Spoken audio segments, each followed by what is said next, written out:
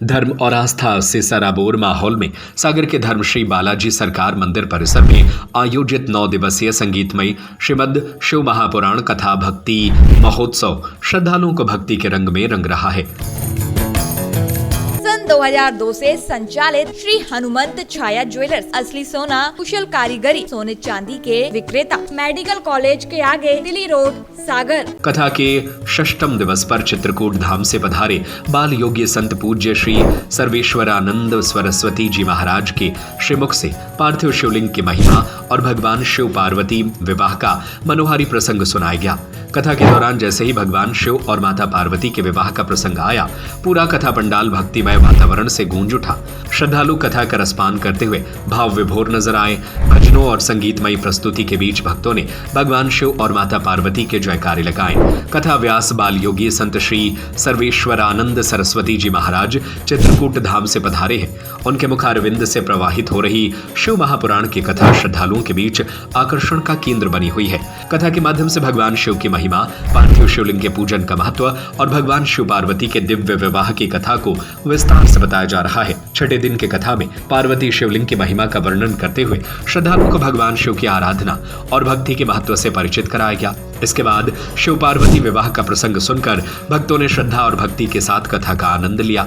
9 दिवसीय इस धार्मिक आयोजन को लेकर श्रद्धालुओं में खासा उत्साह देखने को मिल रहा है। कथा स्थल पर बड़ी संख्या में भक्त पहुंचकर भगवान शिव की महिमा का श्रवण कर रहे हैं और आध्यात्मिक वातावरण में स्वयं को धन्य महसूस कर रहे हैं। इस श्रीमद् शिव महापुराण कथा का आयोजन विमल सोनी और ज्योति विमल सोनी ढाना वाले द्वारा कराया जा रहा है। आयोजकों का उद्देश्य श्रद्धालुओं को शिव महापुराण के माध्यम से भगवान शिव की भक्ति और आध्यात्मिक संदेश से जोड़ना है। फिलहाल कथा के छठवें दिन पर शिव पार्वती विवाह का प्रसंग श्रद्धालुओं के लिए विशेष आकर्षण बना रहा और पूरा कथा परिसर हर हर महादेव के जय घोष से गूंज उठा। चित्रकूट एक ऐसी नगरी जिसका नाम केवल ले लेने से शरीर के रोम पुलकित हो जाते हैं, जहाँ साक्षात तुलसीदास जी महाराज को हनुमान जी ने कृपा करी थी। चित्रकूट के घाट में भाई संतर देवी, तो चित्रकूट ऐसा धाम है, तुलसीदास जी चंदन घिस रहे थे, भगवान आकर के तिलक लगाए। ऐसा धाम है चित्रकूट।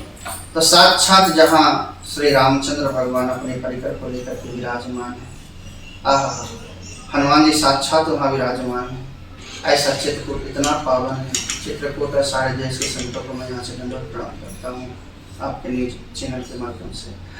और दूसरा प्रश्न आपका जो है सागर सागर ऐसी भूमि है कि वास्तविकता में सागर सबको अपने में समा देता है। यह इतनी पवित्र भूमि है, इतना पवित्र भूमि है कि वास्तविकता में यहाँ बार बार आने का मन करता है। एक बार जो आ गया है सागर, उसको बार बार आने का मन करेगा। सागर में हमारी प्रिय शिष्य हैं ज्योति और विमल सोनी जी, यह भी 1 महीना पूर्व ही मिले थे। एक जयश्रीनगर में हमारी श्री शिव महापुराण की कथा हुई थी, तो वही मिलना हुआ था और वहाँ से कथा चल करके सागर में आई। बालाजी सरकार के चरणों में बैठ करके हम लोगों ने रात्रि में प्रार्थना किया था।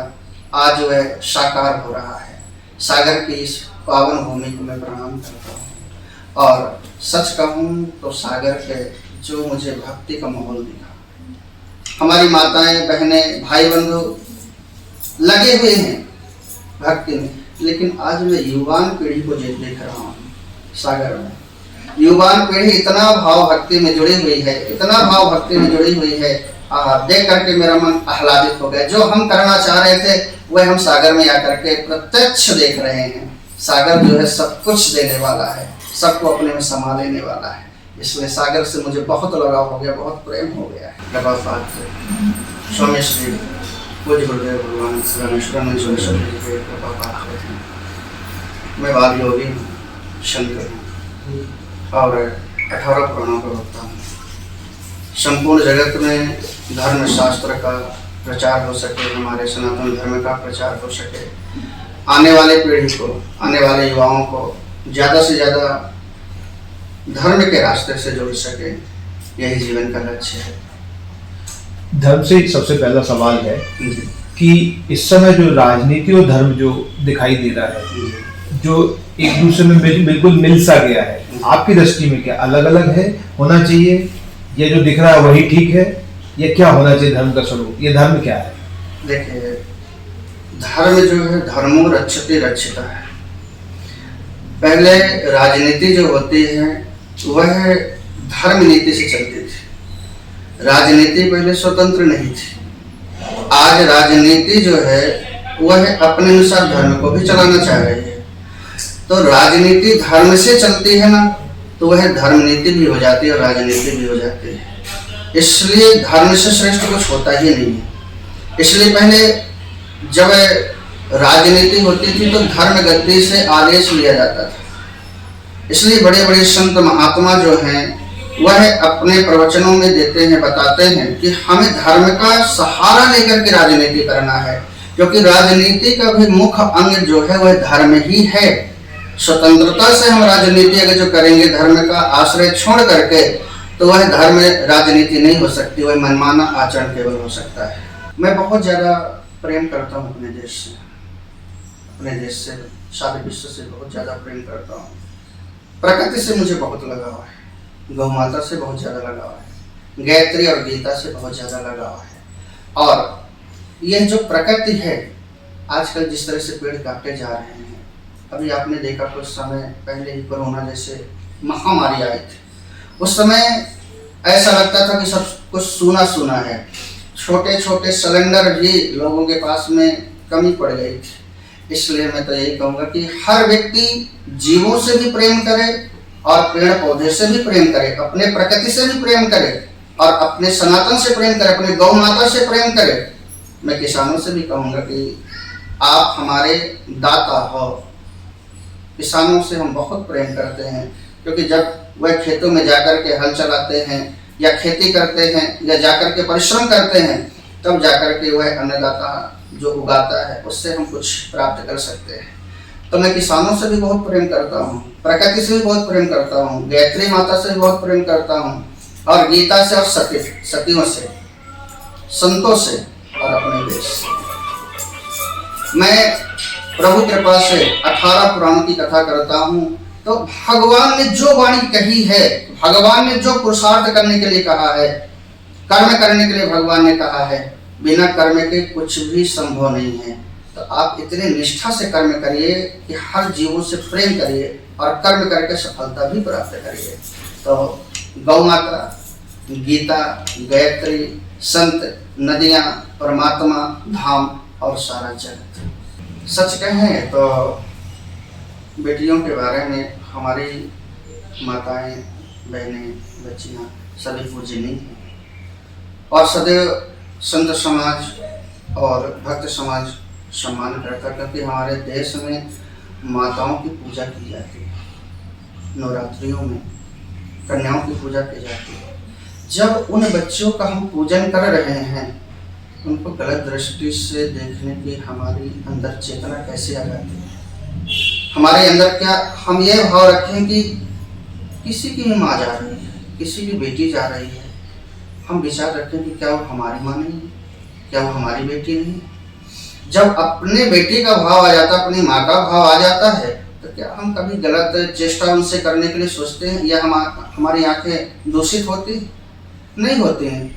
लेकिन जब हम उनको पराया मानते हैं, जब उनको पराया मानते हैं, इसलिए हमारी निगाहें और दृष्टि गलत हो जाते हैं। इसलिए मैं सबसे कहूँगा कि भाई देखिए, हर एक बच्ची हमारी है, जगत की माँ हमारी माँ। कल मैं इसलिए व्यासपीठ से भी कह रहा था कि मैंने छोटी उम्र में घर छोड़ा, परिवार छोड़ा, सब कुछ छोड़ा हूँ। किसके कारण? सारे जगत को अपना बना सकूँ, सारे लोगों को अपना मान सकूँ, सारे विश्व को मैं अपना मान सकूँ। कोई अपना नहीं है, सारा जगत हमारा है। तो हमारी दृष्टि बदल जाए, हमारी सोच बदल जाए, और वास्तविकता में सोच बाहर से नहीं बदलती है, सोच अंदर से ही बदलती है। इसलिए मैं सबसे हाथ जोड़कर कहूँगा, भारत के संत होने के नाते, कि देखिए अपने विचार बदलिए, अपनी दृष्टि बदलिए, किसी भी माँ बहन पर अपने पूर्ण दृष्टि जो है उसको बनाए। सच कहें तो ज़्यादा से ज़्यादा आज हमारी जो नदियाँ हैं, धार्मिक नदियाँ जो हैं, इतने प्रदूषण से युक्त हो गई हैं कि आज हम उसमें आचमन नहीं कर पाते ठीक से। हम स्नान नहीं कर पाते हैं ठीक से। आज जितने नालों का पानी, गंदी नालियों का पानी, बड़ी बड़ी फैक्ट्रियों का पानी जो है वह जाता है और वह सब प्रदूषित कर देता है। दूसरी बात, जो हमारे परमात्मा को मानने वाले हैं, जो धर्म को मानने वाले हैं, उनसे मैं यही भाव रखूँगा कि आप वहाँ स्नान तो करिए लेकिन उसमें वस्त्र मत धोइए। नदियों में आप शैम्पू, साबुन, ये जो चीज़ें लगाते हैं ये कभी नहीं लगाना चाहिए, बहुत बड़ा पाप होता है। अपने अंग वस्त्रों को कभी नदियों में धोना नहीं चाहिए, बहुत बड़ा पाप होता है। हम अपने पाप धोने आए हैं, अंतःकरण के पाप धोने के लिए आए हैं, ना कि अपने वस्त्रों को या शैम्पू या साबुन या बहुत ज़्यादा फूल वगैरह भी वहाँ फेंकना नहीं चाहिए। मैं तो सरकार से तक कहता हूँ, सारे संत महात्मा जब हम एक जगह बैठते हैं तो हम सरकार से भी यही प्रश्न करते हैं कि आप सनातन धर्म के बारे में चर्चा तो करते हैं, लेकिन अभी तक देखिए न तो गौ माता सुरक्षित हो पाई है, न हमारी नदियाँ सुरक्षित हो पाई है, न हमारे देश के मंदिर सुरक्षित हो पाए हैं। किस तरह के सनातन की बात आप करते हैं? सारे सनातनी जो रहते हैं आपको इतना प्रेम करते हैं। मैं सरकार से भी अपील करूँगा कि आप इतना प्रेम करते हैं, लेकिन अभी हमारी जो सोच है, संतों की जो सोच है, अभी वहाँ तक नहीं पहुँच पाए। एक चीज़ नहीं है जिसको हम एक चीज़ में व्यक्त कर सके।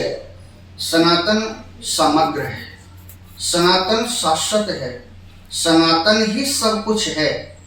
इसमें गीता जी आ जाती है, गायत्री आ जाती है, संत आ जाते हैं, गौ माता आ जाती है, सब कुछ ब्रह्मचारी, ऋषि महात्मा जितने सती हुए हैं, सब कुछ सनातन में ही आ जाता है। यहाँ तक कि भगवान का धाम, भगवान की लीलाएं, भक्त, सब कुछ सनातन के अंदर ही है।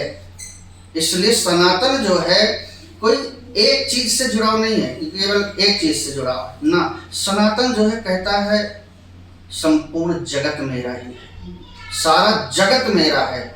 इसलिए जो सनातनी प्रेमी होते हैं, मैं किसी धर्म का कभी विरोध नहीं करता हूँ, हर एक धर्म अपनी जगह श्रेष्ठ हैं, लेकिन जो सनातन है वह सबसे प्रेम करना सिखाता है। इसलिए कहते हैं कि भारत माता की जय। भारत माता की हर कोई जय बोलता है। सारे विश्व की जयकारी केवल सनातन धर्म ही लगा सकता है, सारे विश्व की जयकारी कोई और लगा ही नहीं सकता है। तो सनातन सबको अपने में समा लेता है, सबको वह एक प्रतिबिंब, हम कहें कि सबको वसुदेव कुटुंबकम, हाँ, सबको अपने में समा करके सबको आगे बढ़ाने का प्रयास करता है। जो धर्म होता है, साधु संत महात्मा जो होते हैं, यह हमेशा धर्म को लेकर के चलते हैं। इसीलिए कहते हैं धर्मो रक्षति रक्षिता। कर्म हर व्यक्ति करता है, लेकिन क्या जीवों की हत्या करने वाला कर्म नहीं कर रहा है? वो भी तो अपना कर्म कर रहा है। गौ काटने वाला भी कह रहा है कि मैं कर्म कर रहा हूँ, परंतु आप बताइए क्या ये सही है? ये सही नहीं है। कारण भले वो धर्म कर रहा, पर वो कर्म कर रहा लेकिन धर्म से जुड़ा नहीं है। और सदैव सारे कर्म जो होते हैं वो धर्म से जुड़े होने के कारण वो सफल हो जाते हैं। इसलिए धर्म जो कह रहा है हमें वही कर्म करना है, मनमानी आचरण नहीं करना है। हाँ, सारे साधु महात्मा और धर्म भी यही आदेश देते हैं, पुराण भी यही आदेश देते हैं कि कावड़ की जो मुख्य रूप से भूमिका है वह है भोलेनाथ को स्नान करवाना है, ना कि उपद्रव करना है। हमारे मन में भी जो अगर जो उपद्रव आ रहे हैं तो वह भी कहीं ना कहीं ठीक नहीं है। इसलिए मैं यहाँ भी धर्म से ही जोड़ूंगा, कावड़ यात्रा को भी मैं धर्म से ही जोड़ूंगा और यही करूंगा कि धर्म के अनुसार ही आप कावड़ को लेकर के जाएं। अमर्यादित कोई भी काम ना करिए, मर्यादा में रह करके ही करिए, क्योंकि मर्यादा ही महादेव तक पहुंचाती है। आपका स्वभाव ही महादेव तक पहुंचाता है, आपके संस्कार ही महादेव तक पहुंचाते हैं।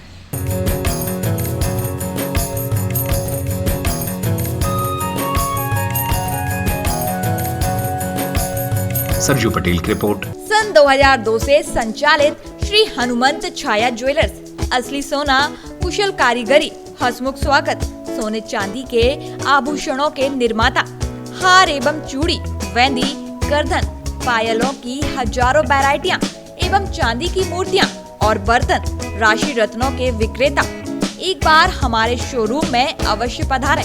हमारा पता है मेडिकल कॉलेज के आगे, दिल्ली रोड, सागर, SCJ ब्रांच 2, सराफा बाजार, सागर।